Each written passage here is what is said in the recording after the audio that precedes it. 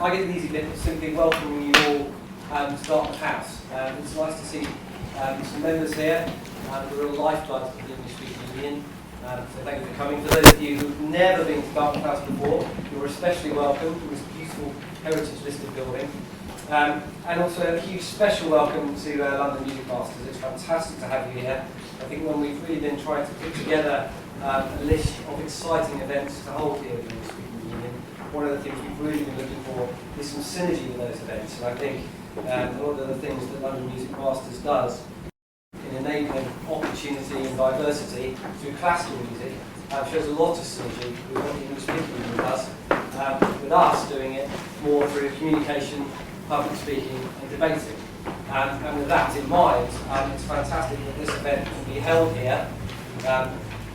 Fantastic this event can be held here tonight because many do view Dartmouth House very much as the home of public speaking and debating, and there's certainly been some very famous people who've far more fluent and articulate than I who've argued the point in this very room. So, as I say, fantastic to have you here, very fitting to have you here. Members, welcome. Those who are new, please come back, please come and find out what the English Speaking Union is about. This year, I think we've been into just over 450 schools, taking our programs also to places like Refugee Society and really looking to try and see if we can use public speaking and communication as a way of enabling opportunity in schools. And I know that that is something with classical music that the music masters are doing. So a very huge welcome. And now if I could pass over to Tom to explain the rest of the evening. Thank you, James.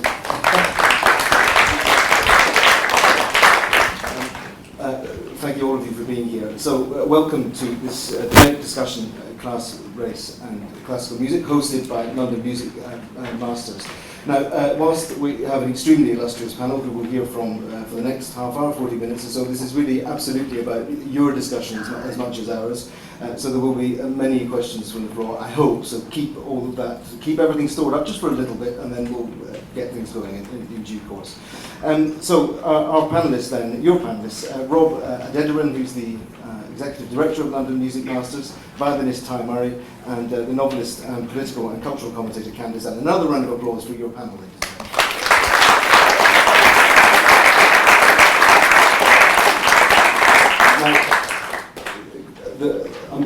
The things were, this topic tonight cuts across obviously class race and classical music, but that is going to take us, I know, into areas of politics and music education above all. There's no better person to kick off tonight's debate than Candace Allen, whose recent book, Soul Music, The Pulse of Race and Music, deals with a worldwide perspective on these issues. Candace is going to talk to us for 10 minutes from that lecture, and then she'll sit down and the rest of us will have a go. So, Candace Allen.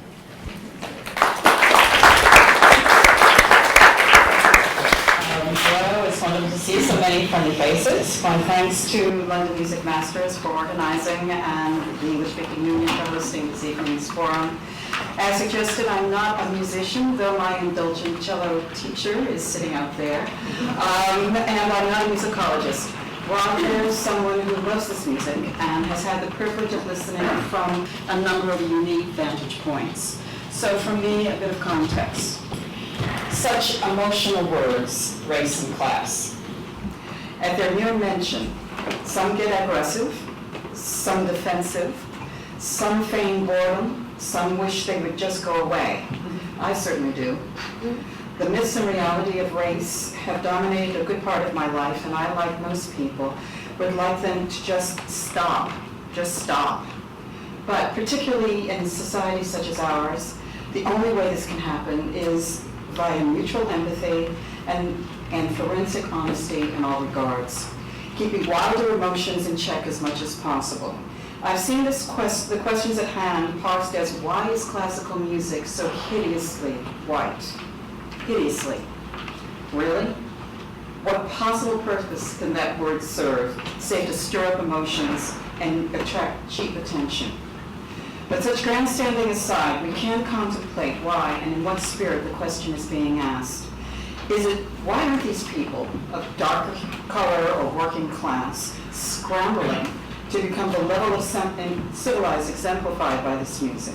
Don't they realize that it's the highest incarnation of human creativity in comparison to which that stuff they're so attached to is common trash? Don't they understand that music, with a capital M, should be far more than distracting entertainment? Or, wow, if they don't think the music is the best and essential to the quality of their lives, is it a rejection of us? Or is it consciously, subconsciously, of European supremacy? How do we change their minds? Do we want to? Or better to let them stay down there in the depths where possibly they belong? Or is it we want to share something wonderful with you, and we know that we can bring as much to it, that you can bring as much to it as you might gain. We love this music, and we don't want it to go the way of the Shakers, who created much of beauty, but pledged to celibacy, have all but died out. This music is not sacrosanct museum. It is a still evolving, living thing that has always benefited from cross-pollinations. We welcome you. Remain yourselves. It will add to the feast. We will feed one another. This is a big difference. There's a big difference between these attitudes, and this difference matters. A few years ago, I decided to investigate whether or not some of the young people involved in the Western classical music and salvation projects, such as Venezuela's El Sistema and Soweto's Cascade, and a music school founded by a charter Palestinian member of the West Eastern Divan, were burdened with the same conflict of our music versus their music that had dominated much of my musical life. And, veteran of the cultural wars that I am, was genuinely surprised to find that they weren't. What I learned was that where life is being lived closer to the edge of survival, folk don't care where their joy comes from. They grab it, hold it close, celebrate where it takes them. For Al-Kamanjali founder Ramzi Abu Redwan, the literal poster child of the First Intifada, who grew up in a refugee camp and lost both his father and a brother to the conflict, all music is without nationality. It is simply sound. You find that which appeals and follow it, inhabit it without concern for its origin. He established his school to gift the children of his community with an energy that contends with persisting anger, in his words, like purifying water. But the UK and the US aren't Venezuela, Palestine, the Congo, or Soweto. Here and there, the situation is less starkly dramatic in regards to physical life and death. Perhaps because there's more energy and space to assess its weight, the cultural baggage hanging about classical music is more burdensome, much of it a consequence of class and racial stereotypes that have often characterized empire. The we are superior position. We are civilization.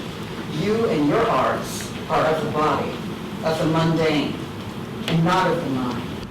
Much energy has been expended in divesting both the US and the UK of these archaic attitudes. For cultural pride and independence is as important as physical and political freedom, and shrugging off imperial yokes. But the legacy of these attitudes lingers, and it has much to do with the reality that despite the headache, sometimes raucous carnival attracting folks of all description that has been evolving in the lobby of the Royal Festival Hall, the audience taking their seats for classical concerts in the hall itself are persistently traditional, that is, older, non-working class, and white. We know, however, that class and race aren't the only factors. In addition to state education systems that utterly devalue the importance of the arts and community and individual welfare, where you're not going to hear, let alone learn about, music other than the generally commercial soundtrack out there in the rest of your life, where often learning is something to be suffered through rather than celebrated. There are a lot more choices for diversion here and in the US than there are in Venezuela or Palestine. We've also developed a public culture which, as well as marginalizing so-called classical music in all kinds of ways, celebrates instant gratification over contemplation. In addition, regardless of race and class, a good many people look upon music as a release from everyday trials and cares, delivering fun as well as exaltation. Money is tight, time is limited. Do they really want to spend it locked in a protocol that frowns upon audience movement, let alone exuberance, other than at designated intervals they neither know nor care about? A fairly recent development, this notion of concert hall as temple of silent worship, which appeals to much of the classical core audience, even as it alienates others. It's not going away. And those who wish to experience music in this manner and relish its exclusivity are entitled to continue. But that it's a hurdle to broader audience development is without question. So God bless those spirited ambassadors like the Age of Enlightenment Orchestra with its night shifts, playing in pubs, in clubs where headbanging rock might have been the normal fare, and the young woman I just read about who's bringing chamber concerts into some of New York's trendy restaurants downtown, who are demonstrating that musical contemplation needn't take place in a straitjacket. God bless musicians like Matthew Barley, Joshua Redmond, and the Kronos Quartet, composers like Paul Gladstone Reed, Lucas Ligeti, and Gabriel Prokofiev, who are continually pushing against artificial boundaries of genre, exploring and developing musical cross-pollination, or embracing rather than exclusionary. This is the real future. But what I observed in my very unscientific sampling was that, aided and abetted by the technical revolution, for the majority of young people serious about music, either as listeners or as producers, boundaries, categories, arbitrary exclusions were unimportant, ignored, and pointedly upended. Living music, cause for celebration. As are organizations like London Music Masters, our organizers, and East London's Advanced Network, also represented here, who are dedicated not only to introducing, but comprehensively supporting young people outside the traditional catchments of classical music study, to its benefits, discipline, and wonder. For as we all know, the decision, despite all exterior noise and wisdom to the contrary, that this is my music, this sound is my sound, this is the way I want to tell my story, explore all levels of consciousness, and plumb the deepest depths of the universe, is but the beginning. For those coming from homes and or communities unfamiliar with this world, in addition to focused, sophisticated tuition, decent instruments, and informed guidance, every step of the way, is the willingness to be a pioneer. Like the glorious Chichi Wanaku, sitting out there in the audience, like my co-panelists, Ty Murray and Rob Adidaron, and the strength to withstand the pressures of being one of the very few, if not the only one of their background at any given conservatoire or ensemble, of becoming comfortable with the reality that regardless of racial or class difference, those who share a love of and are dedicated to this music are as much their people as members of their own family.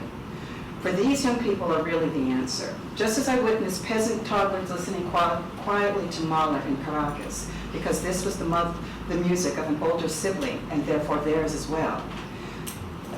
These young people will bring their family and friends into the sanctuary. It will be a trickle to begin, and it will take time. But once they're in, they'll know that the music is its own force, its own open kingdom. Anyone can be there and flourish. You don't need to know or analyze its nuts and bolts. You don't have to like it all and stop liking other things. Just be open. Allow it to get into your soul. It will take you.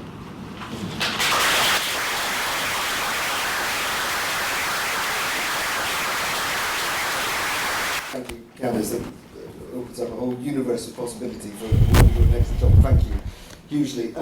Rob, just your response from your own perspective, especially as Executive Director of the London Music Masters. I mean, in a sense, the challenge there is how, to use Candace's words, you allow the music to become part of people's souls. So how are you doing that, and what are the challenges that you see? Thanks, Tom. First of all, it's just a really nice moment to say thank you all for coming. I know it's been said already, but on behalf of London Music Masters, it's great to see so many of you here. Lots of old friends, and hopefully some new ones as well. And Candace, that was a really beautiful way to open. Thank you for that, really thought-provoking and delightful. So London Music Masters has been in existence for kind of 6 years now, and these issues of race and class and classical music are really part of our DNA. We work in inner city schools, working with a whole range of children from a wide range of backgrounds, and diversity is a word that we like to use because diversity it's inclusive. It means that you can be working class, to use that label, or you can be from a black community, or you can be wealthy, or from a middle class community. It's inclusive, and inclusivity is important. And we feel that drawing people alongside what we're doing and saying to them, we're fascinated by what we do, what you do, come and learn a bit about what we do, and perhaps we can go on a journey together. That for us, that inclusivity is really important. But to be slightly more practical, we practically work in inner city schools. So we work in schools in Lambeth and Westminster currently, working with hundreds of children every week. And one of the things that we're really interested in is development of skills. And saying to these young people, you are talented, because all children, all people have innate musical talent within them, we believe. And what we can do to support that is to give you some time and some of our expertise and a context to explore your innate musicality. So we're really interested in skill development. We work with the children kind of 3 or 4 times a week. They learn to play musical instruments in small groups. They're part of ensembles. They go on trips to hear the London Philharmonic Orchestra play. They engage with students at the Royal College of Music, and it's a very kind of broad experience for them. But at the heart of it, we're saying, be ambitious about your future. Engage with this music. Go and see Ty Murray at Wigmore Hall. Be inspired by her, and then feel like you can be part of that story as well. So one of the things that I want to look at and converse with you all about today is, how do we develop skills? Is it enough as arts organisations and institutions to say, come to my concert and see how great the music is, it's great that we've got a diverse audience? Is that enough? Or do we want to be saying, actually, you can be participants, this can be part of your future? So I want to look at the role that conservatoires have to play. I also want to challenge us as an industry, classical music industry, to say, are we afraid of being popular? Popular is very similar to a word populist, which I know we are afraid of. We don't like populism. But is popularity something which we've shied away from to our detriment? And I also want to talk about something else, but I've forgotten. So I'm sure that will come out in the wash. Thank you, Rob. That's already fantastically articulate. Tara, your perspective. Well, first of all, I would like to say that it's heartwarming to me to see this group of people here that at the very least find this subject, this discussion interesting, but hopefully more than that, find it important. Because there's a very direct reason why I want to be here. I am an ambassador for London Music Masters, and I'm very honored to be, because it plays a vital role in providing young children, and as they get older also, something to hold on to in their lives besides perhaps violence or just laziness. It gives them a tool to use in their lives, and that happens to be music. Music is very important, and I think it very important because music has informed my life and informed the way that I am able to live my life. And so that is the reason I want to be here.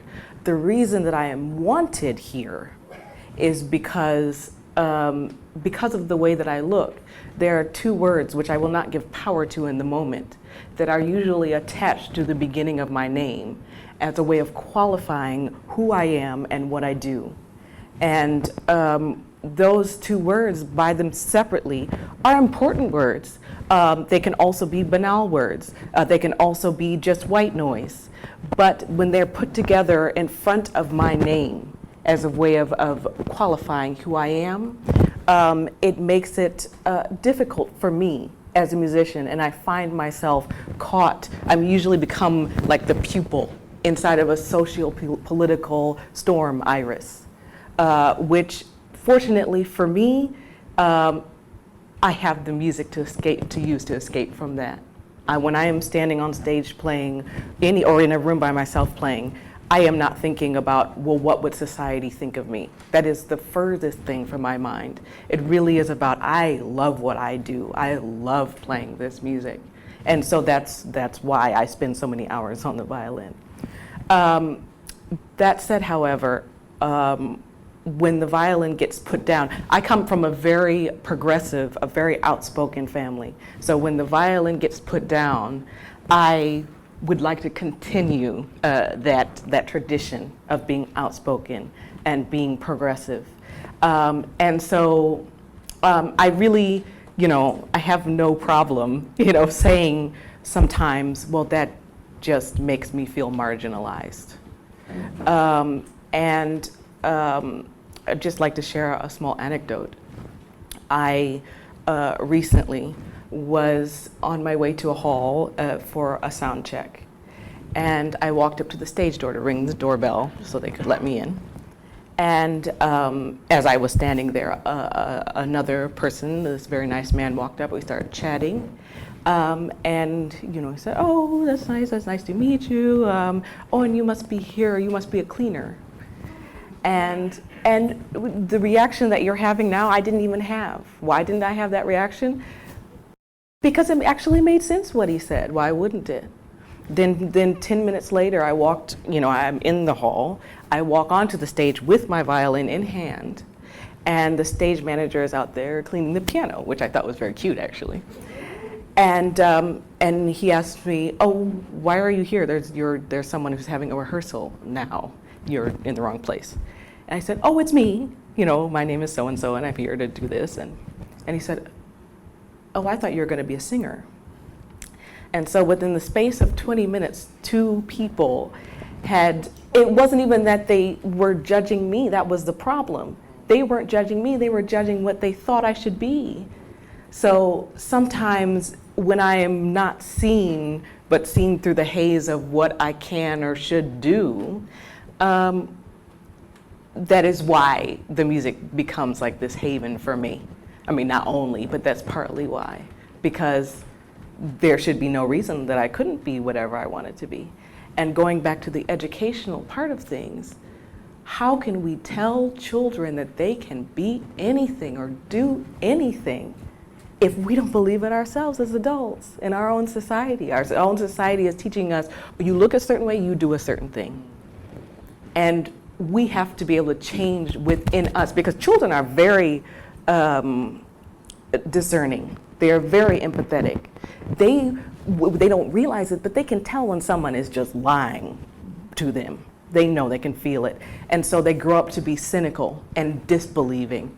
And we have to give them that hope. We have to give them that belief. We have to give them the tools, but the tools from within inside us to be able to be successful.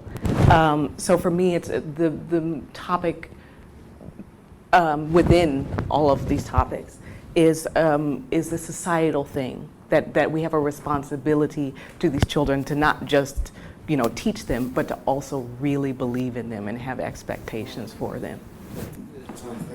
Thank you. Candace, did you, in your travels around everywhere from jazz to South Africa, Venezuela to the rap rock, did you ever face, from whatever perspective, the feeling that the music that children were being exposed to, classical music, was not their music?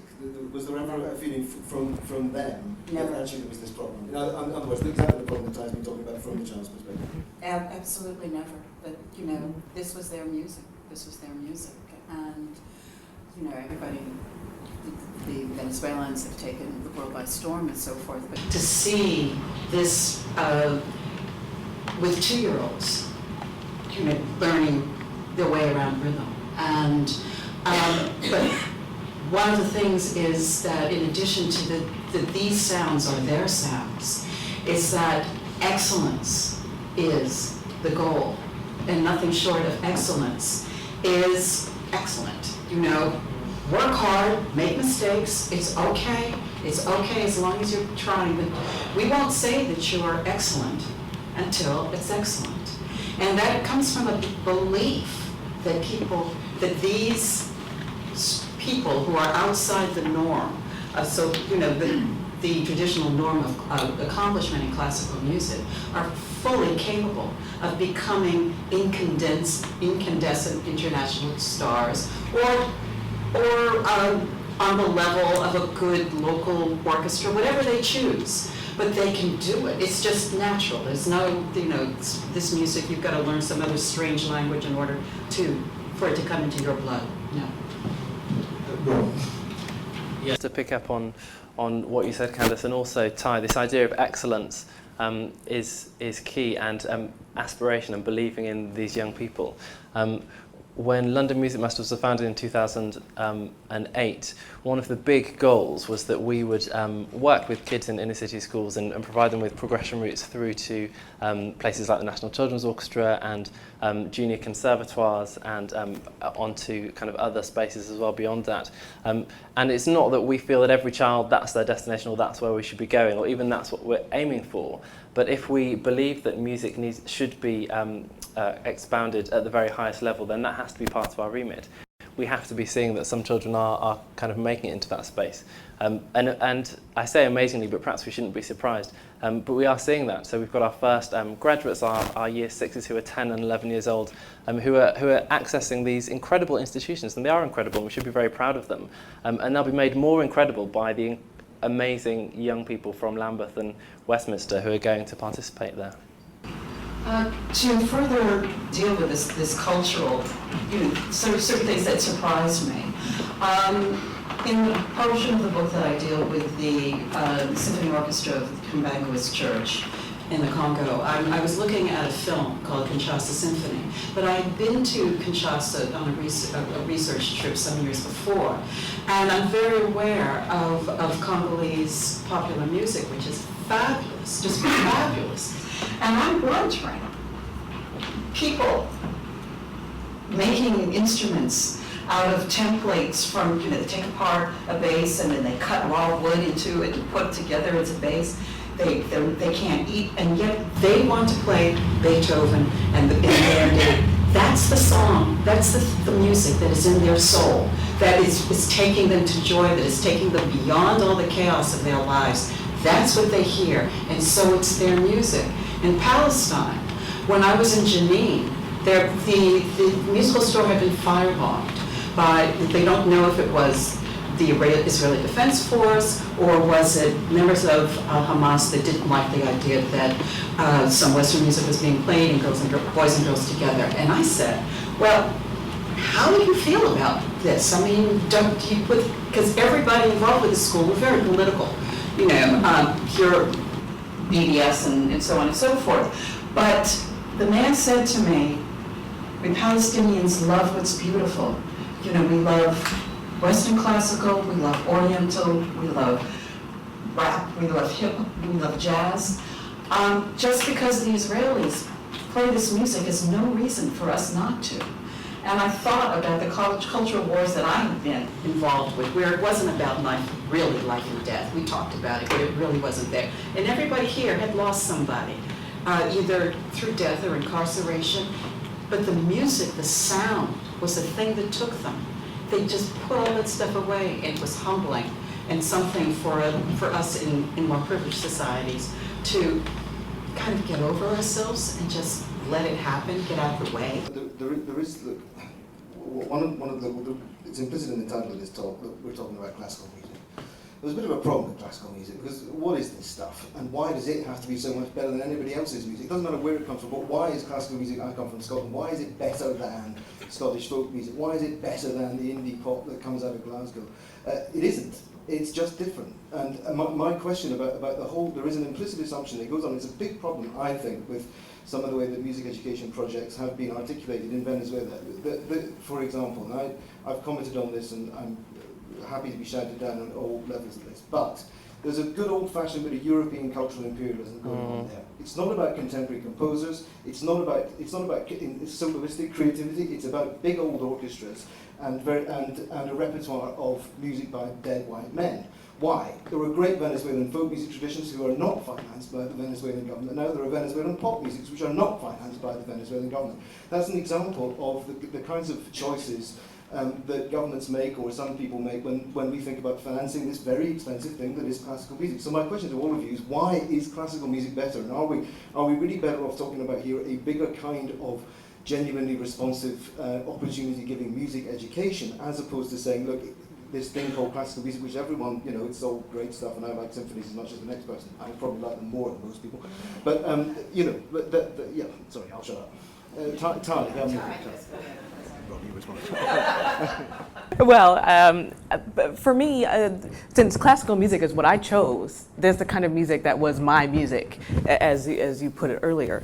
I do not find it better than any other kind of music. But what I do think is very pertinent to say is that in some ways it's still an apprentice art, which is something that has started to disappear from many other things, actually most other things. And so I think in some ways that makes it old-fashioned, not just because we played Beethoven. But I think for classical musicians who are paying attention and who are involved in what they're doing, they realize that it has to be connected from then till now. There has to be a representation of composers that are writing now. In order for it to continue to live on, there has to be living on. But I think the apprentice art part of it is very important, and I think that is what we try to take to the children in the schools. That it's something that they can dedicate themselves to as opposed to just enjoy, which is very important. They should enjoy it, but there's something very intellectual in it. And I'm not saying that there's nothing intellectual in pop music. I love pop music, and the lyrics to pop songs go as much to the deep to the soul as many classical pieces can and do. But the specificity of that being such a dedicated apprentice art, I think is something that shouldn't be lost. I should probably confess that when I'm not working for London Music Masters, I do work as a pop songwriter, and I'm sending songs to Mexico at the moment, so it's going both ways. But it's another thing to say is that for 4 and 5-year-old children, the music that they learn isn't classical music, it's just music. It doesn't really become classical until, I don't know really, I'm not really sure when that turn happens. And we do, with our kids, we do jazz improvisation, we do a whole range of things, but there's something, I love that phrase, an apprentice art. I haven't really thought about it like that, but I think you're absolutely right. Because because you have this kind of vision of kind of high achievement and certain very difficult things that you have to do on your instrument, it means that when you start from a young age, it has to be good from the beginning. You know, you have to start having a very good posture if you're a violinist, or thinking about your breathing if you're a trumpet player. And these things are foundational. And the amazing thing is that if you get all that stuff right, then you can go off and do whatever you like. I think we'd be amazed to really get to know some of our very good R&B, hip hop, rap musicians, and think about the kind of training they had when they were young, and how much of that had kind of a core, kind of classical, if you like, experience. Because I know lots of my colleagues come from that space, and that whole thing about your music and our music, for the 4-year-olds that we work with, week in, week out, it's just music. Well, certainly historically, in terms of jazz began to take off in its development after the instinctive musicians from the turn of the 19th into the 20th century. When you get beyond the Louis Armstrongs and so forth, and the people who were born in the teens, all of them had formal classical musical educations, and that which helped the music jump. I think, and what is going on in Venezuela, it was that beyond, Abreu very much into Western classical music and wanting to have a Western style orchestra and so forth.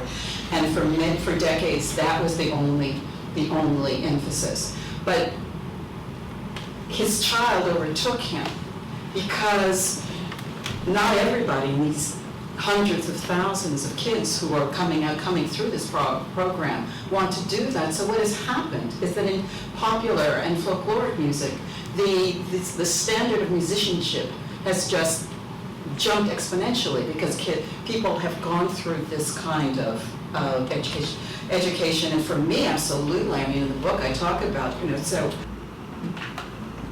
are you going to tell me that Wolf and Goethe and Heine and Schiller and so forth are so much better poets and lyricists than Smokey Robinson and Joni Mitchell and Paul Simon? No, I don't believe that at all. And what is, I think, wonderful now is that, and I did, Matthew Sharon, I mentioned him, but there are people who are breaking down these barriers, and it's very, very important. Just conscious of time as well. Just the question of excellence and exclusivity, really. We've had 30, 40 years of outreach projects that all of our institutions, classical and otherwise, have been involved in, precisely trying to engage new audiences and trying to train young people as well.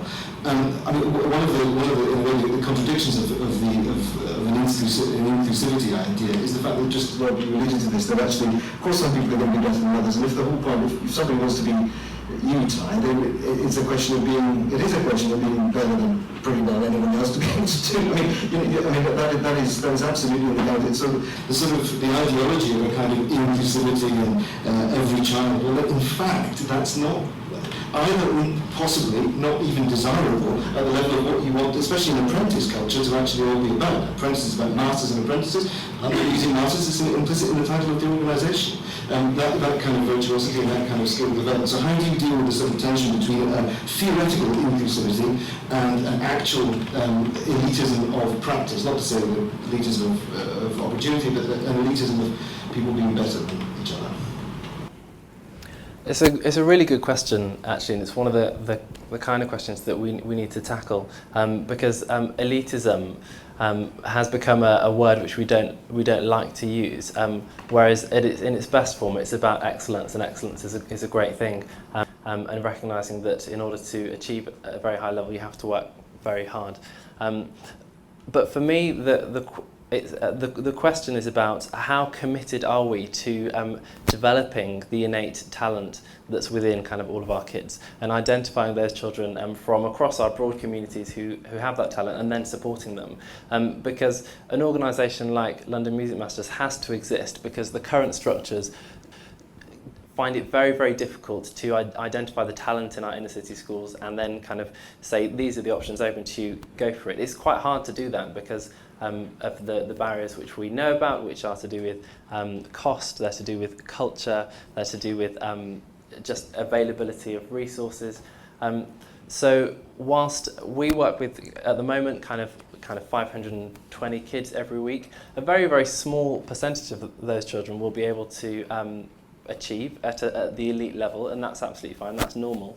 We can't all play the violin like Ty. But those, in order to find more children, more potential future performers from these diverse communities, we have to be out there. I'm just spotting one of my teachers, my colleagues there, and she, I don't know actually, we're in the holidays at the moment, but she spent most of this year kind of toiling away in really difficult conditions. Schools are hard. Anyone who's a teacher, hands in the air. I know it's really, there we go. It's a really hard thing to do, but you have to put the effort in, and we as institutions have to say we are interested in skill development. It's not just about providing spaces for people to go and enjoy music. Let's believe that they can develop incredible skills and end up on our platforms and amaze us by their musicality. Oh, thank you. I agree with every single one of those points. And I'd just like to add that I think it's not just that, because we have to provide the support for them, which London Music Masters does in a brilliant way. It gives them the option, and then it supports them through that option. But I think a lot of times children, they go through a period where they're offered something and then it's taken away. So they get to a point where they could get to that next level or take that next step and could be excellent, but they don't have the avenue. And I think a big question is, why don't they have that avenue? For whatever reason, and I'm talking about children of all backgrounds that come from all cultures. So how is it that we fail them in that moment? Well, let's deal with that then, because in a sense that, take an example of Rob, of the kids from the Bridge Project who were going on to the National Children's Orchestra and then potentially to the conservatoire level. You mentioned this yourself. At the level of schools, at the level of primary school education, even primary school music education that hasn't been blessed by the Bridge Project or In Harmony or everything else, will probably be a relatively diverse environment in which music is going to be made. There won't be perceived to be those kind of barriers. However, when that child child then goes to progressively further up the education system, it may well be that they are asking themselves these questions. You know what, my background is very dissimilar to the rest of what this culture is. The colour of my skin is different if you're in an orchestra or an audience, or those kinds of things later. What's the potential solution to changing that broader culture, the further up the sort of, well, frankly, just the age and all the other institutions that we're talking about here? Yeah, it's a really big challenge, and I think it must be said that the conservatoires and the big orchestras are actually, it's not something which they're blind to. This isn't a new idea that's just emerged. You know, this isn't the first conversation of this type, and lots of good work is being done, and I think we should take a moment to applaud that because it's important, and also to say that all of the work that we do on this topic is massively in partnership. We do nothing on our own, and would be much the poorer without our incredible partners. But it's hard. I almost want to hand over to Ty, because one of the amazing things she said when we were just chatting earlier was about the young musicians themselves kind of drawing in kind of their friends and their families, and as we give them the skills, they then become the catalysts and the chief marketers. I think we could improve our marketing and that kind of stuff, but almost, and we're not going to effect this change in the next 5 or 10 years because we haven't invested properly in the young people for them to be joining, you know, the academy in the next 5 or 10 years. But we need to look forward that far so that they are there kind of when we have this conversation again in the future. It's also, I mean, Candace, you know, the piece that you wrote from Guardian about this alluded to experiences of feeling not just marginalised, but basically offended, looked at, stared at, be it just by being in a classical music audience. I think that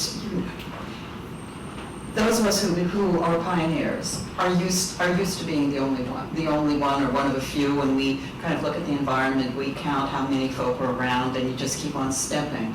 For people who are not used to that, they have to understand that it's you know, there's this whole.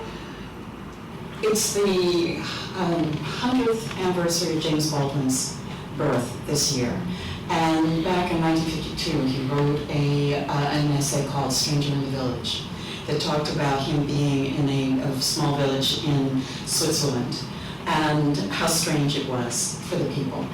And those of us who go places where we're not expected know that this happens, you know, and if you're familiar with it, you know, some are just curiosity, somebody might be hostile. Folks are getting much better with their behavior these days, and they know it's not appropriate to really act out like that.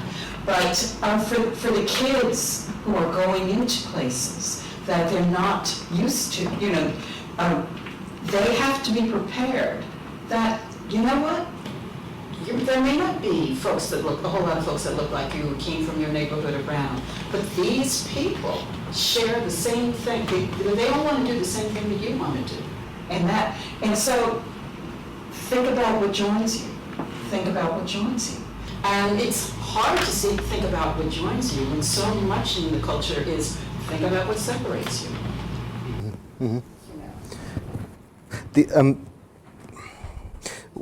Another of the issues around here is the sheerly practical one about money. I mean, again, you've all alluded to this, but actually, you know, the point is this is an expensive business. I mean, I don't know how much your violin costs. I'm sure you play ones that are worth millions of money. Anyway, that's one tip of the economic iceberg that everyone who works in classical music, above all in string playing, is going to have to face.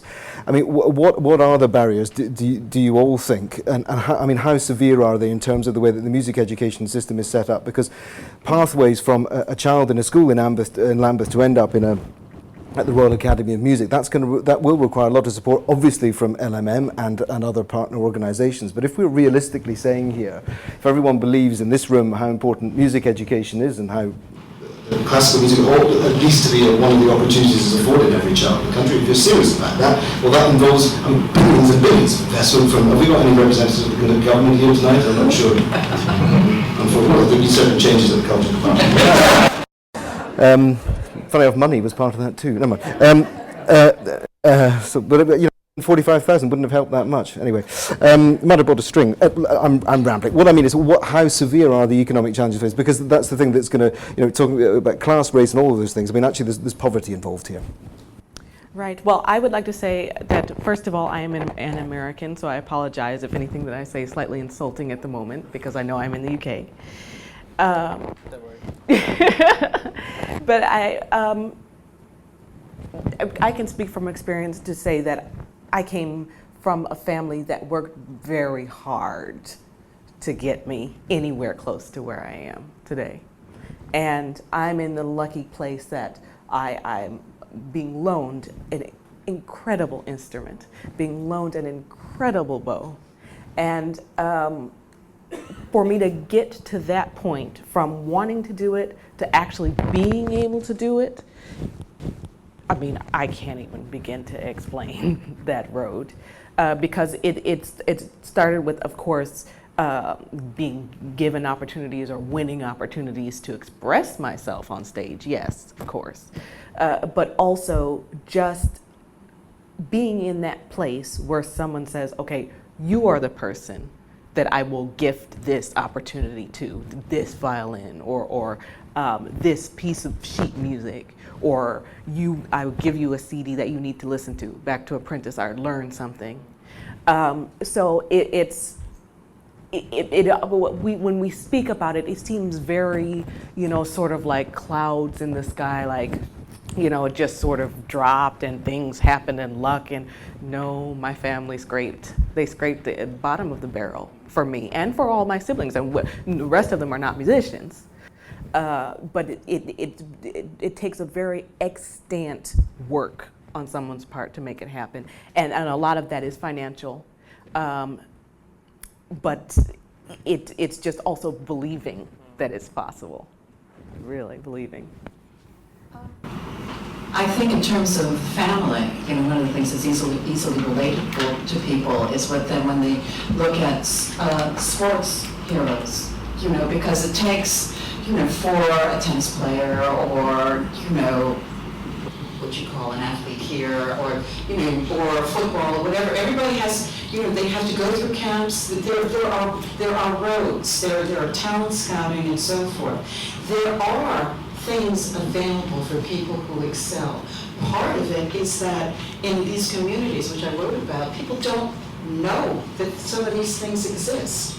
And so you have to get part of something that what London Music Masters is designed to do and needs to do for years and years is guiding people every step of the way, saying, I know you're really ready for a better instrument.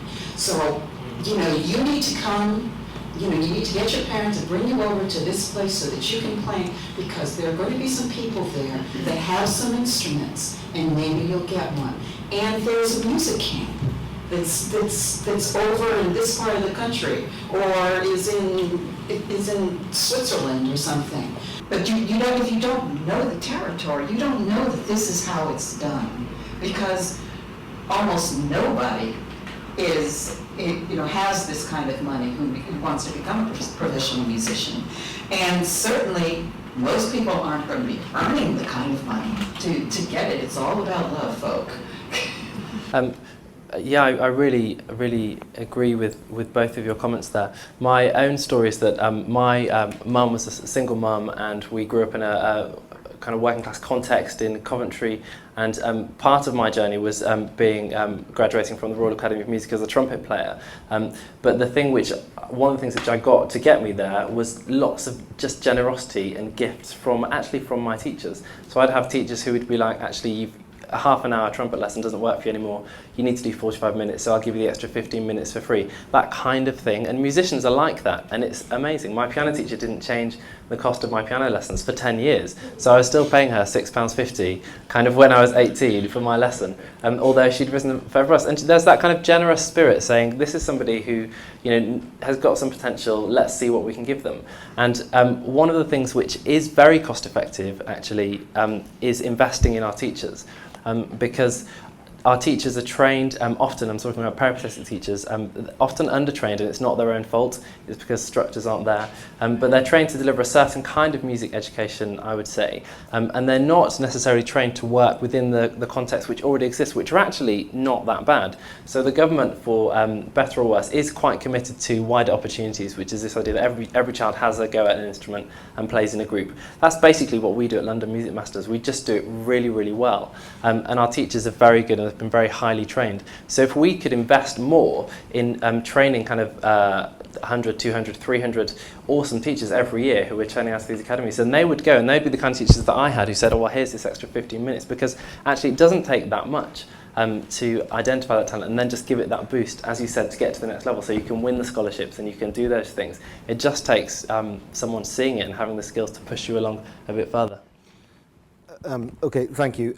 You've got about 33 minutes, all of you, to quiz the panel. We've thrown up quite a lot of things there. So questions. I'm going to ask you. Well, we've had the benefit of microphones, but I think you've probably benefited too, because I talk too quickly, as you can tell, and would just mumble. None of you would. So if you could just shout your questions or project them to the panel. So questions? Yes, madam. What do you do to bring parents on board? Because many parents who just don't understand sometimes what you're trying to do. And I know this from my daughter being having the opportunity to do recording, for example, through wider opportunities. She was free in school from the age of 6.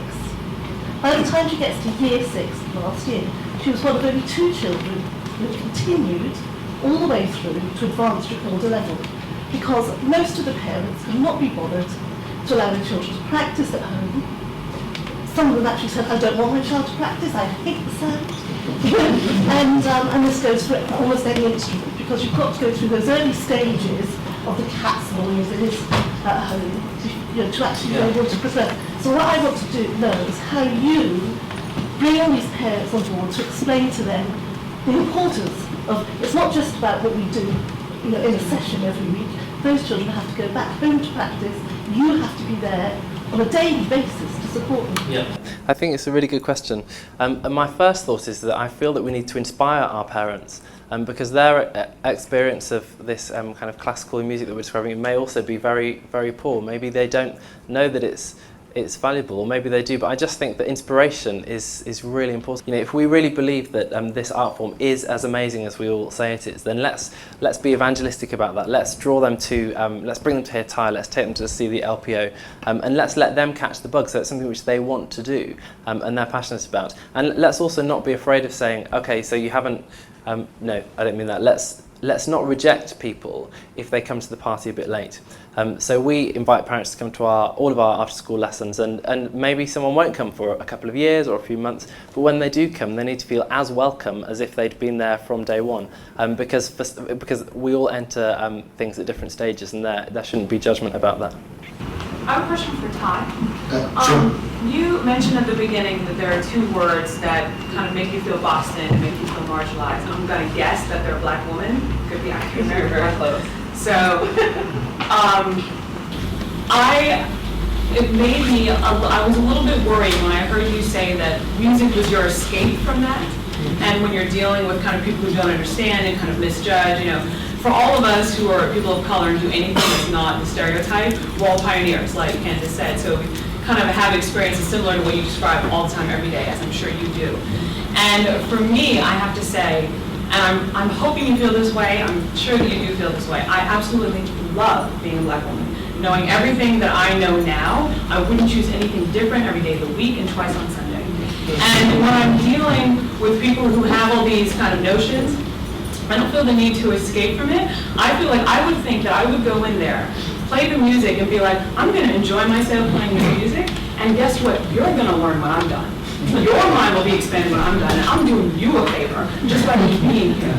And I just feel like, that's part of the pioneer thing. Like, when I walk into a place I'm not expected, I'm like, everyone is going to be made better because I'm here.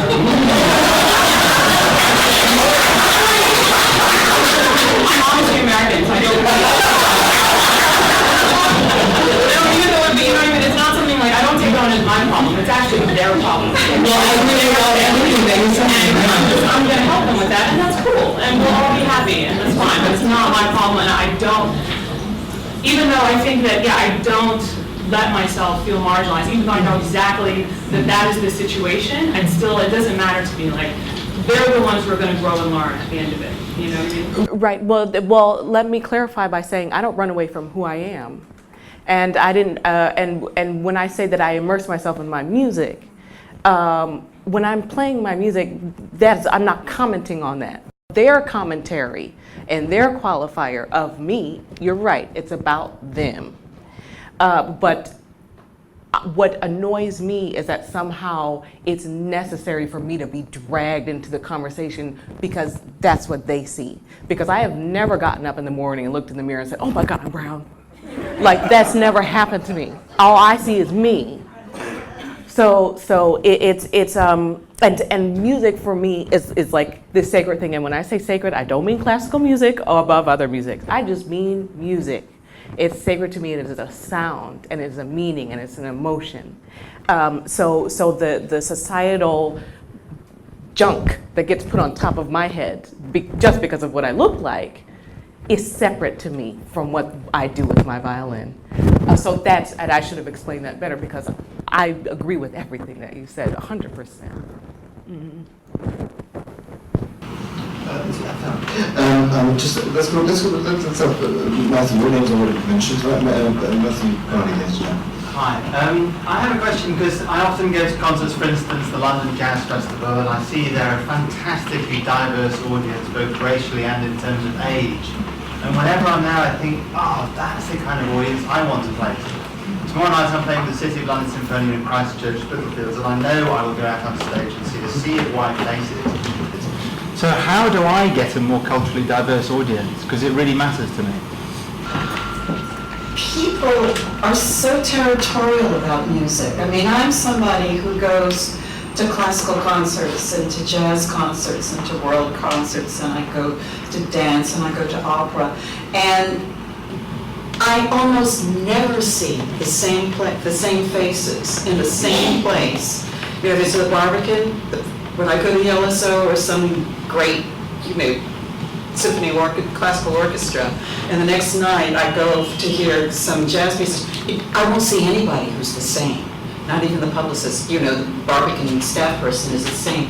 People, it's really hard. I mean, I really think it's young people, and a lot of that, of course, happens online. And, this thing that Gabrielle Prokofiev was doing in terms of bringing, putting stuff out on Facebook and saying, come on down. I think that it will get better.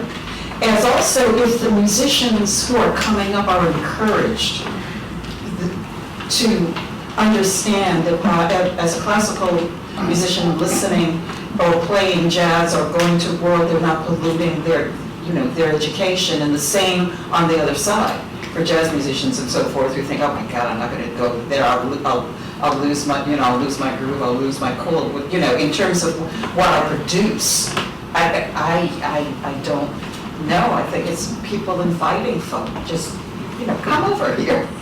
In the audience. I mean, I know you try, but it's in the audience. Grabbing somebody and saying, you might like this. That's helpful, Candace, but it sort of, gives another 20 years. is there anything, Rob, do you think there's anything, Matthew, you can do more immediately? You mentioned something before we came out here was the things we can learn from popular culture, not populist, but popular culture, and perhaps we should be less afraid to learn some lessons there. I wonder if I can say that. Yeah. It's really important to note that there are other art forms which are much more diverse and are very similar, and that hip hop's a great example. It's an art form which emerged from kind of a black community, but yet is embraced kind of universally. As a young person who comes from a white working class background, you're not rejected from being involved in hip hop music, for example. So it can be done, and it can be very well. Jazz is a great example. It's a slightly older art form, and it works really well there. So it's interesting that hasn't happened with classical music, and it's a bit of an indictment actually to the classical music industry that we're not more diverse, and we should be embarrassed about that, and we need to take it seriously because other people are doing it better than we are. Sometimes I think that I think it's a bit boring.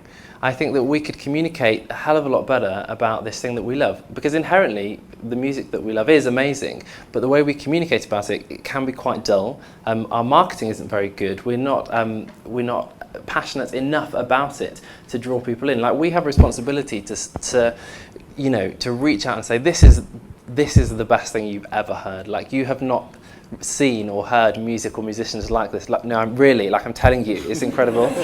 Because it is. I'm also embarrassed by the fact that our musicians don't get paid enough, and that our orchestral musicians aren't really valued. When I heard how much my professor of trumpet at the Royal Academy earned as a principal trumpet at the LSO, I was like, I don't want that job. Because they're not valued by our community. So we need to make it more attractive, and Eugene's got a question. Yes, there's a question here. It's not a question, it's a response to my friend Matthew. I hope everyone speak up. Sorry. It's not a question. It's an assertion and a bit of advice from myself, who I'm known to Robert and Matthew. We've worked together. I perform all kinds of music. I work with all kinds of people, all ages. I work with squirrels as well sometimes, making music. And Matthew's question can be answered by himself and myself and a few of us in combination. The tradition of marketing music and how venues operate is completely outmoded. Some of the most radical stuff is happening online and through the open revolution, where the walls of the Royal Festival Hall, for instance, are boring. They're knocked down, and in my view, and they become bridges to other parts of society. So we promote our own concerts, and you play to everybody, and you play where you like to play, and not be reactive to mainstream venues saying, oh, come here, this is the kind of music we put on. So the gigs or the venue you were talking about, we can create those ourselves and inspire change. And we'll be chased after by the Royal Festival Halls and the such like, because the real stuff will be happening elsewhere. And it is happening. I mean, Candace mentioned Gabriel Prokofiev and his non-classical label and management thing. They do great stuff. Yellow Lounge, started in Berlin, doing great stuff in London. It is happening, and it's exciting. And you're right, let's not be afraid to take music beyond the traditional boundaries. Question here. This talk is class, race, and classical music.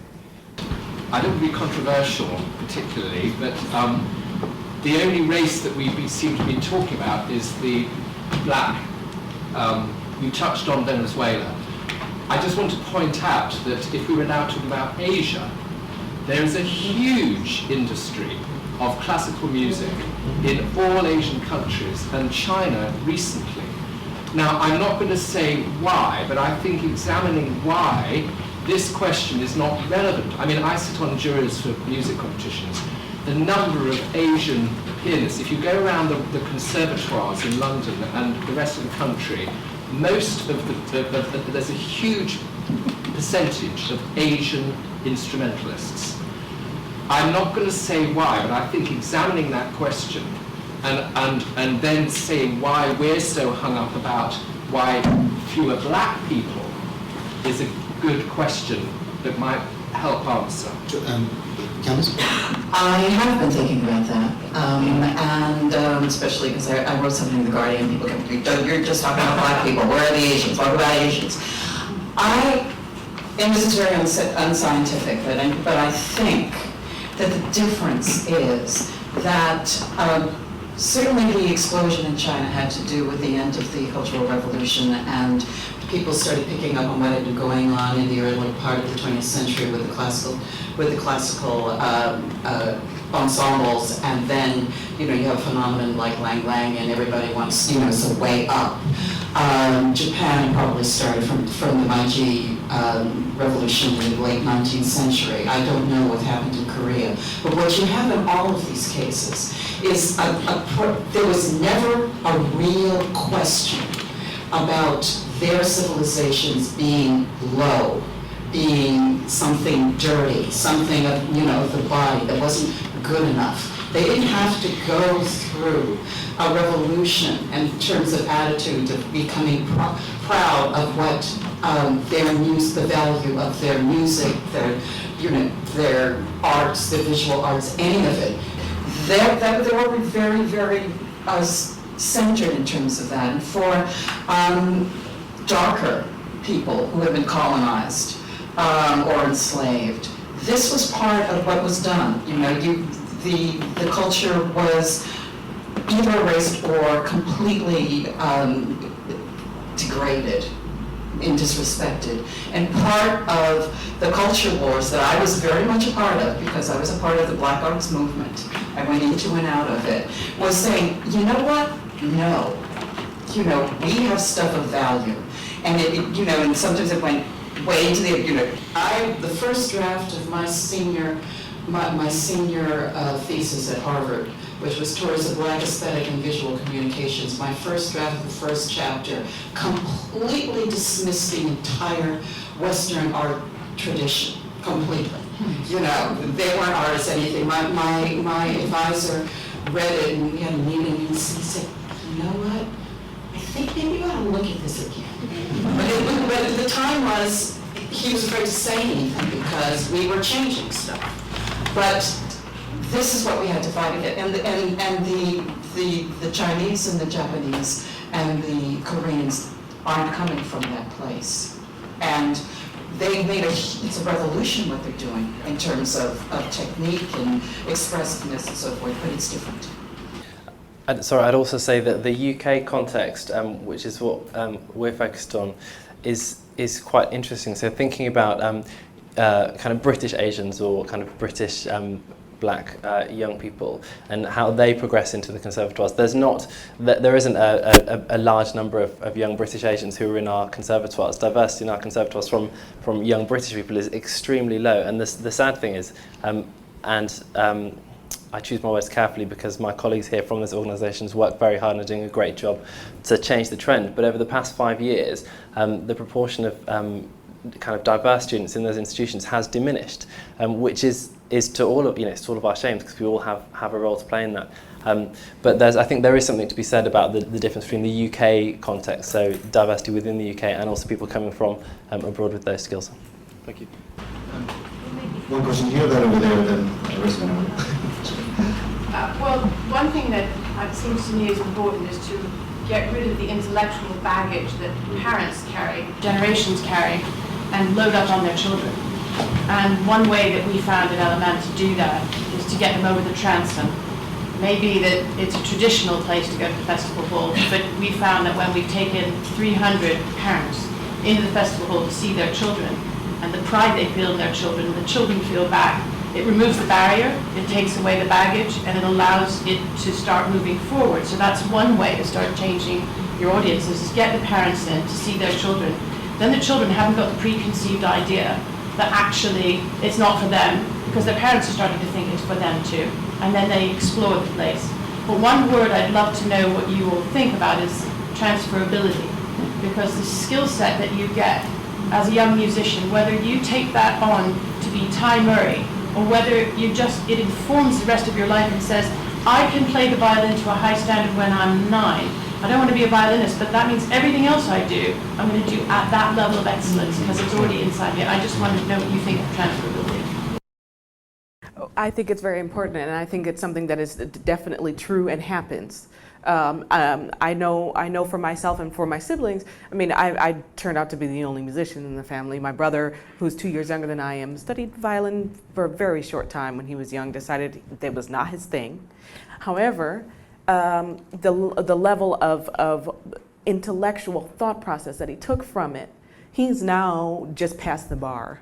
And this is something that I know that the detailed amount of thought, the attention to detail, and just believing that it's worth it to work hard at something has informed what he does. It's informed what I do. I graduated from Indiana University when I was 18 years old, almost full bachelor's degree. Decided not to finish it because music was my thing. Went on to Juilliard instead. But it was because I'd spent so much time in an intellectual pursuit that it was easy for me to pick up a book, write an essay, study, learn things, memorize things. It just became second nature. And I think that's also something that I'm sure that you tell parents, but I think it's hard for them to believe sometimes. But they can, and I also agree that we shouldn't punish them for maybe not being there immediately at the beginning. But I think it's something that they can recognize in their own children, and they can see that it will inform other parts of their lives, their children's lives. You also know the research, LMM's research, indeed other backed up by other data from other organisations, that attainment in the school in general, whether it's in Harvard or whether it's the Bridge Project, goes out across the board in schools in which music is a dominant part of education. That's just a fact. That's simple. Question over there. I just wanted to return to the thing Rob had about where we're losing young teenagers in particular from classical music. I'm the director of one of the junior conservatoires that we've been talking a lot about, and like my colleagues, we've been auditioning hundreds of applicants over the last few weeks for places for September, and actually I've been really heartened by the diversity that I have seen, and I'm sure that we're going to increasingly see the work that LMM is doing at that end coming towards us, so I think that's a positive. But one of the things that has saddened me, and I wanted to just see what the panel felt, I heard time and time again from students from state schools and, without labelling, from deprived areas, was when I asked them about music in their school, the clear message that was coming out was not that there wasn't music going on in the school, but there was a lack of imagination and role models and leadership. It wasn't a slight on the teachers, it was a slight on the fact that within their peers there was that lack of imagination and leadership. And I would suggest and wonder what the panel felt, that this was the real crux of the matter, that particularly in lower teenage years, the work that LMM does in primary schools is fantastic, but the disconnect is happening at the early teenage years. Thank you. Rob? Yeah, it's a tough one. And I think you're right about needing to have a peer group. One of the reasons why me and my mates were all excellent at what we did at secondary school was because we all there was a group of us, there were 6 or 7 of us who just enjoyed kind of being good and having fun in that, and it's hard to do. Things like National Children's Orchestra, the spaces that you create on a Saturday, I think can be part of that solution, because you might not find a peer in your classroom, but you will find a peer on your summer holiday course. So I think that is definitely part of the solution. But it's also for us to go out into communities too. And I do spend time, I spent last Sunday in Leytonstone with groups of children and parents, talking to parents. And it's a way of giving back. We've had the privilege of, some of us, of being allowed to have a musical education. My parents were refugees, so they came to this country with nothing. And we had little money, and I was very lucky to be picked up at school. So I feel obliged to go back into the community to help others along. And I think it should be part of the musician's sort of remit. It's part of should be part of our portfolio to go back into the communities, to inspire in the way that we have been inspired to be where we are today. And so, I always urge that people think about it a bit more, because then if you go out into those communities, then those communities will come back to you. They will see you play. You will invite them back to your area, and they'll know who you are. I know that person. I took somebody to see a friend of mine called Melanie Marshall when she was performing in Fella, the musical. She had a lead role. It was at the National Theatre, and I took 2 sort of black families with me, because she let me have some free tickets. And it was very interesting. And it was a very cultural show. I learned a lot about the history of Africa. But it was so moving for these children to find out where their roots were. And, the parents were so pleased that they had come to see this. I thought, well, it is about connecting. It's about joining the dots for people. That we have a role of all of us to play to help people join the dots and not leave people without that education. It's about education and knowledge, and passing on our knowledge that we have, so that people have the choice. It is about choice as well. Not everybody has to become a musician. Not everybody has to become an engine driver. But what we have to have is that choice, and that's the thing that's sort of lacking. Thank you very much indeed. Thank you. Question.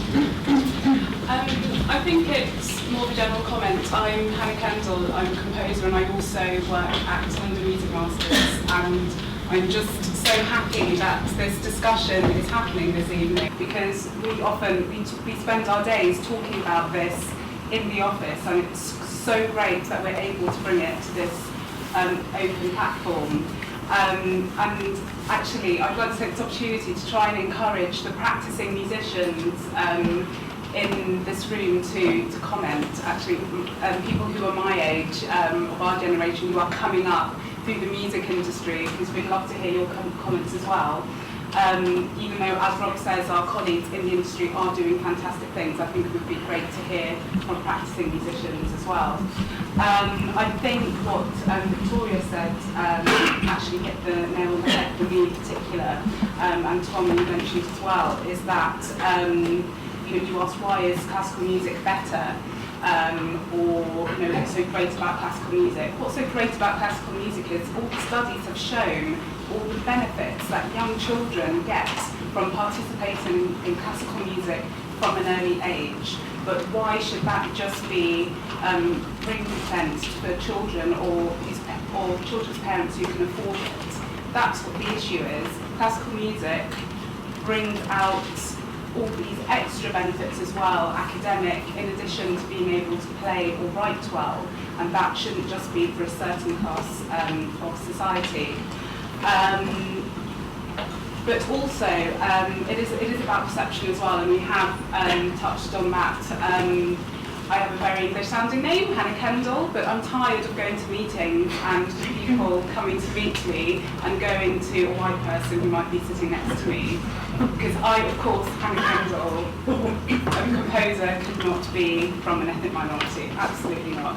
Obviously not. I don't know why. So it's perception at our level as well, and I think it's almost educating people, adults as well, because as you say, we don't want to wait a whole generation for things to change. And also, we have had fantastic, brilliant education facilities from orchestras and organisations since the 80s, and there hasn't been much change. I don't know the answer, but I'd love to know why. And I really do believe that the things that we're doing at London Music Masters and all of the organisations at the moment, we are doing great things. How do we ensure that it's definitely changing for the next generation? A question to the panel, actually.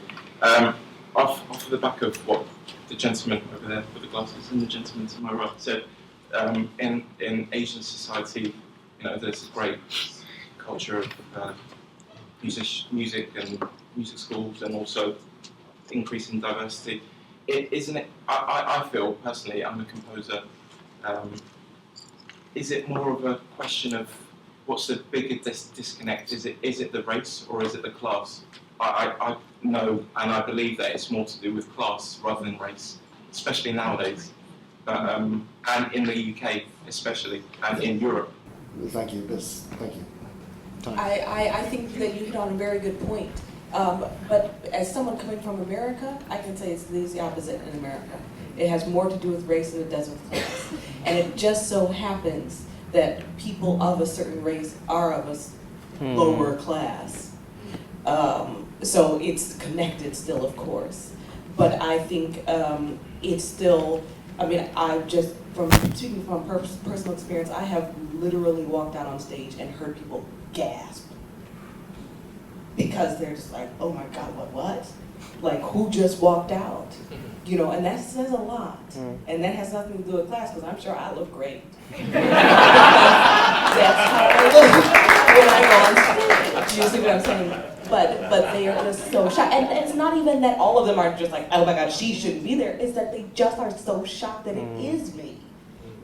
And so and so I think that perhaps in the UK it might be reversed a little bit. I'd say that in the UK, my sense is that class is very important, and a big question is what do kind of middle class black families want for their children. I don't think it's a career in music, to be honest. You know, universities are actually full of really diverse populations. Universities are doing quite well. Kind of 20% or so of the first year student makeup last year came from diverse communities, which represents is similar to what's in the general population. But most of them go to law and medicine because that's something which they're passionate about and interested in, and perhaps that their first generation parents, like my dad, you know, wanted for their kids. So a really important question is, where are kind of the middle class black kids, for want of a better phrase, in our conservatoires, and what are we doing to say to them, actually, this is the most entrepreneurial, exciting, life-changing, stimulating way of spending your years? Thank you. Look, we've got 3 minutes left. We've got 3 very brief questions and comments. I'm afraid it's in the middle. Sorry over there. Right, Chichi wants to say that. Okay, can we just have this gentleman in the front row? One of the reasons I left my last school was because when I asked my friend why he did music, he said, my parents said so. How do you think this affects musicianship? If they're not given the choice, they said, right, here's a violin, go. What do you think on that? And how do you think it affects musicianship as a whole? That's a very short time. Would you like? Okay. Well, that's a very good question. And I think that speaks to a little bit, we were talking a little bit about the difference between just transferability or are you going to be a musician? And for people who are going to be musicians, I think a lot of them would say it was very clear for them. They loved it, they wanted to do it. And for people who are just, you know, just go play the violin, you know, that's someone's parent giving them something good to do. Just like you tell a child, go read a book. You know, you eat your greens. It's all the same thing. You know, it's about just giving a child something good to do with their mind intellectually. And yes, a child that is just given it may or may not become a musician. And that is just fine. You know, that's fine. So yeah, but that was a great question. Yeah. I just wanted to respond to somebody who said, how do you get a more diverse audience to his concerts? Because this is actually quite well-trodden ground in relation to theatre, Shakespeare, novels, poetry. And I think that the way you get a more diverse audience is you signal to diverse audiences that this might be for them. And first when we get people over the threshold, and the thing about having children play and their parents come, that's really important. Secondly, you look at how you market what you're doing. Because very often, I go to things which people I know, who are not regular classical music goers, would love to go to, they've not heard about it. So I think some of these venues need to think about how they market stuff. It's also about your programming. I think, and I think above all, it's about the people that run the venues thinking, understanding that a diverse audience will just not happen. They have to make a priority. And I'm not suggesting that they don't program classical music, but the theatres I know in London that have managed to attract a diverse crowd, you know, because once people get accustomed to coming to your venue for A, they will come to it for B. So it's how you market, it's how you program, and it's the signals you give to say to people, actually, this might be for you. And are middle class parents, black parents interested in their children to become a musician? I think I can count myself a middle class black parent. I would love my son to become a classical musician. But he wasn't that interested. One very quick note that I was thinking about in terms of is that they don't do it quite as much here as they do in the States, but if there's a show, Broadway show, that's kind of middling in terms of critical response, that's not going to drive people in. They have a camera outside getting the people to talk about how much they loved the show. Now, the BBC Proms never does anything like that because, of course, everybody's going to buy all these tickets anyway. But if they either asked people of color who were there or, God forbid, brought some in, not to the kids program, not to the Doctor Who, to some real hardcore classical music thing, and then afterwards had a man on the street, well, what did you think? And then broadcast it. Oh gosh, this person, that person is kind of like me, maybe I'll go there. I mean, it's just simple, basic things that I think classical music has been below that. There are some people from the proms here tonight who will be responsible for broadcasting. So thank you, Candace. Another specific suggestion arising out of this diversity of audience point is that Harold Goodall is saying that classical music is not just written by dead white men, but has morphed into film music. And I wonder if we couldn't exploit more the film music in both our concert programs and our teaching programs and so on to actually encourage a more diverse audience and a more diverse range of people. Can I just add an example to that very thing? Someone from my own personal experience, when I sort of were talking about it, doesn't matter what, and he said, what? That thing tuned from the Lone Ranger, that's classical music? And the advert for a few years ago for Hamlet cigars. Oh, yeah, people didn't realise it's classical music. Thank you. The question here on Gigi, thank you. I was having a discussion, I just wanted to take from Rob's point, a lot of people from migrant communities that come to London are very big on having their children go into specific roles in university. They're lead roles: lawyer, engineer, architect, doctor. A lot of that has to do with respectability, but if you talk to most people from migrant communities on the street about classical music, you hear so much about respectability that it becomes almost about snobbery. So it's not that classical music lacks any respectability in that sense. What is it, you think, that stops people from migrant communities, especially people from communities with massive musical histories, like Indian music, Asian music, West African music have massive musical histories, like especially from what I think it was Ty was saying, the kind of discipleship thing. With a lot of the Indian stringed instrument players and the Senegalese stringed instrument players, they have massive, long histories of this kind of discipleship music. Where do you feel, it's a question to kind of everyone on the panel, where do you feel the disconnect comes from when these cultures have those histories, those unique kind of histories in their own context and are able to recognise that classical music is respectable? Why do they not then make the link between that and the lead kind of subjects? Thank you. Thanks. I think that's pretty much the question at the heart of this conversation, and well done, Dan, who's my brother, who articulated that very well. I'm very proud. And I just very briefly, I think Diane hit the nail on the head when she talked about signals and the kind of signals we want to give out to attract diverse communities. I think if we're concerned that the diverse communities aren't coming to our stuff, then we should perhaps think about the signals that we're giving out which are putting them off.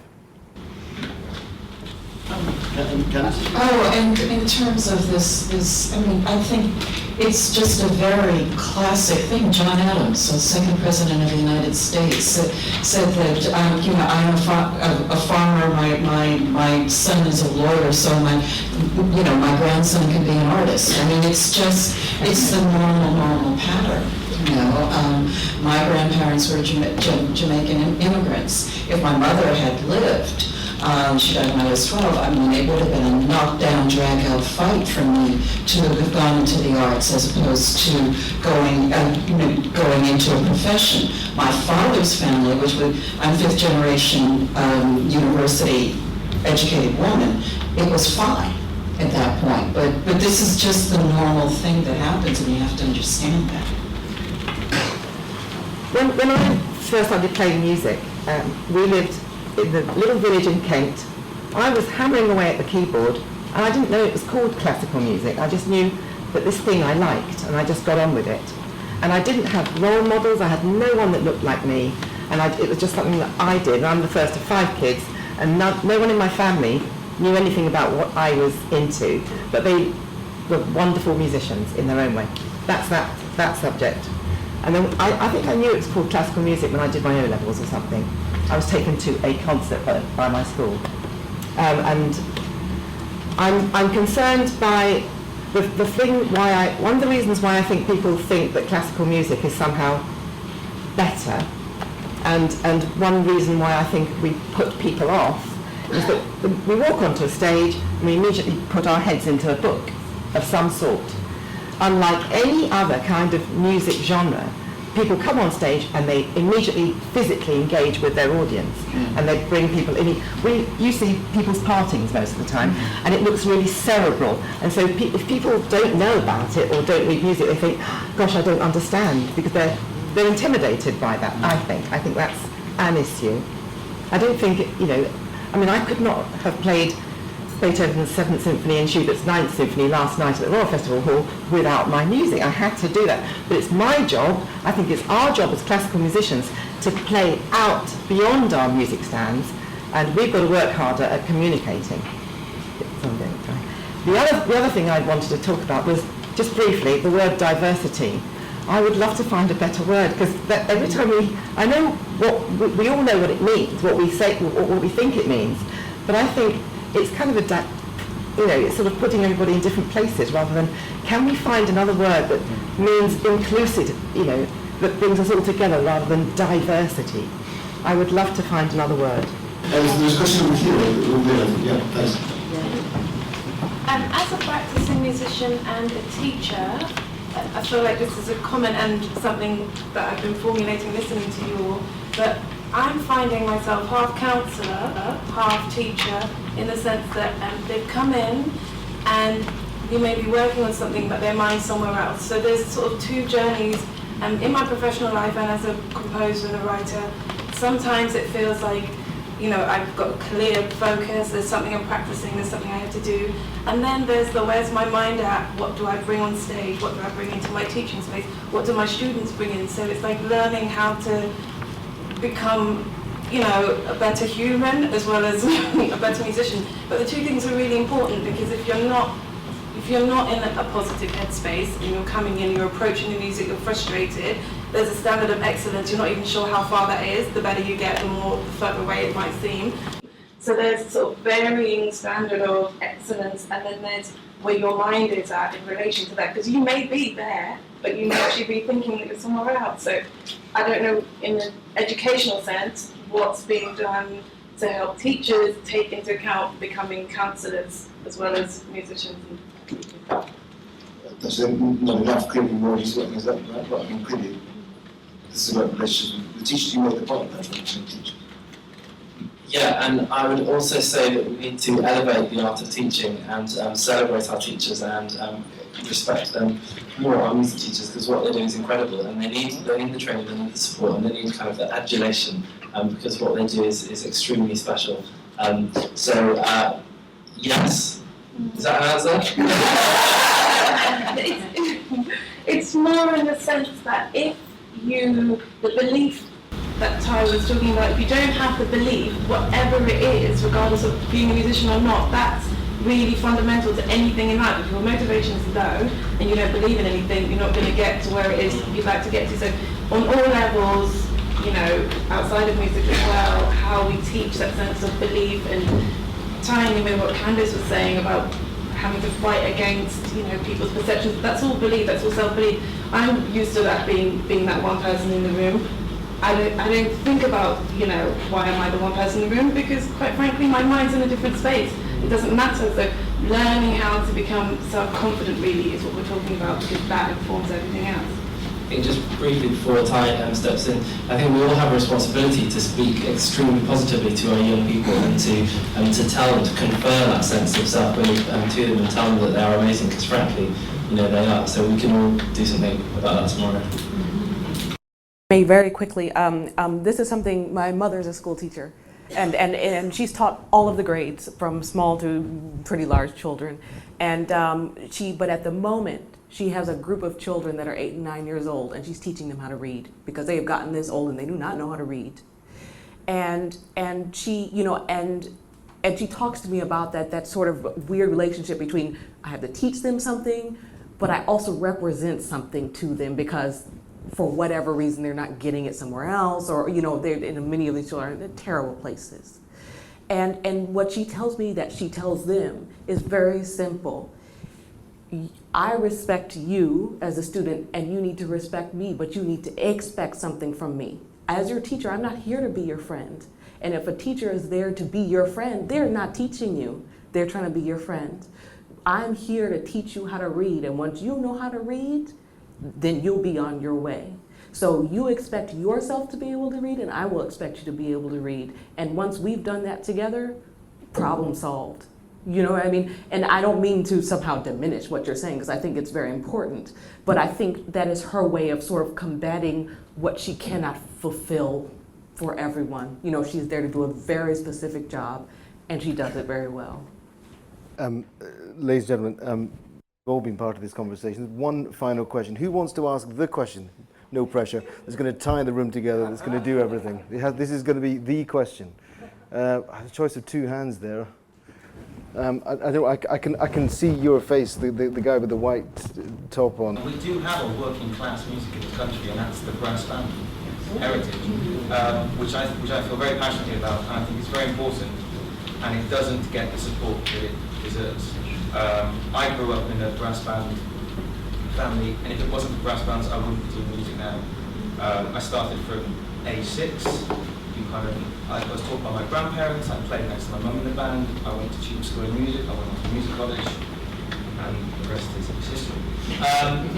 And I think it's really important because they're not based in schools. They have links with the community. They do most of this for free. They get no money from the Arts Council at all, and it is fundamentally a working class pursuit, or at least it was. I mean, we're talking about diversity. I'll admit it's not that diverse, but it is more diverse than it ever was. Inspire your young children, inspire them to know that they have within themselves something which is inherently valuable.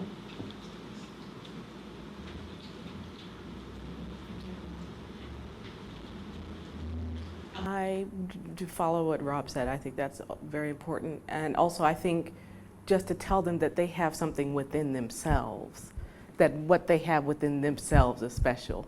What their love for something or their wish to do something is valid.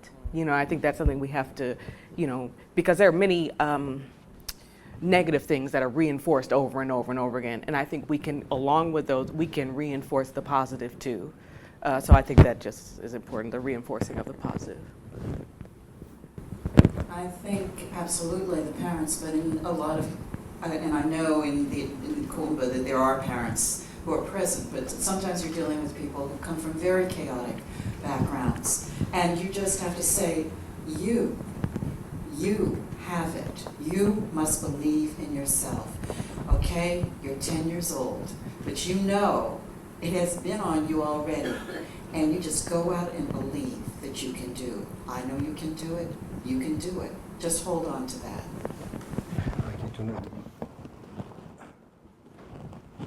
That was pretty good. That was fun. Look, thank you all of you. This feels like an upbeat to a conversation which I know and hope will keep running throughout all of your institutions, wherever you've come from to be with us tonight.